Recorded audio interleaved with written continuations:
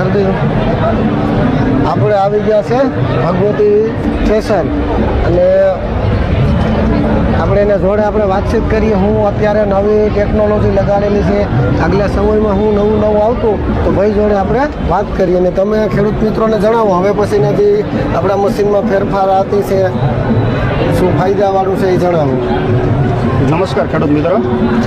અત્યારે એ જે મગફળી થ્રેસરના મેન્યુફેક્ચર તરીકે હરેશભાઈ ચાવડા પહેલાંના સમયમાં જે મગફળી થ્રેસરમાં જે મજૂરીની કે તંગી રહેતી હતી એને આપણે સોર્ટ આઉટ કરવા માટે મતલબ એનું સોલ્યુશન કરવા માટે એક નવી ટેકનોલોજી વિકસાવી છે.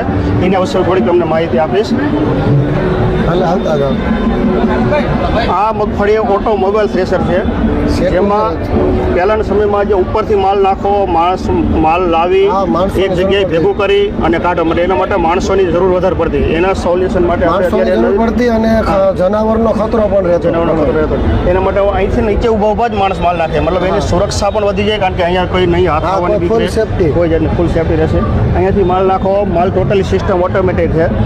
અહીંયાથી લઈ ઉપર માલ જઈ કટિંગ થઈ ક્લીન થઈ અને ઉપર સીધો ઉપર જે સ્ટોરેજ દેખાય તે મગફળીના સિંગ ભરવા માટેનો સ્ટોરેજ, મતલબ ક્લીન થયેલો માલ ત્યાં સ્ટોરેજ થશે. અને આમાં મગફળી સાથે ચણા, અડદ બધી વસ્તુ, સોયાબીન છે, કઠોળ પાક મોટા ભાગના ટોટલી પાક નીકળી શકશે બધા. હા હા બરાબર. અને અહીંયા આપણે આ બકેટ જે માટી માટેનું આપી દીધું છે ને, આ બકેટ એટલા માટે આપેલું છે કે દરેક મગફળી સરખી નથી. ક્યારેક કોઈ મગફળી ફોરી હોય કે કાચી મગફળી વળી ગયેલી હોય તો એનો દાણો હોય કે સિંગ થઈ ગયેલી હોય, ફાટો થઈ ગયેલી હોય, તે પણ ખેતરમાં રનિંગમાં ચાલવાનું છે મશીન. એ ખેતરમાં છૂટો ના વેરાઈ જાય, એ આપણે સ્ટોરેજ કરી અને એક જગ્યાએ એને એકઠું કરી શકીએ.